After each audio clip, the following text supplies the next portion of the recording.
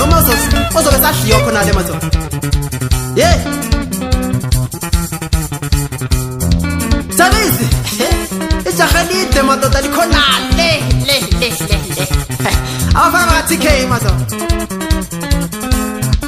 Hey haha Dove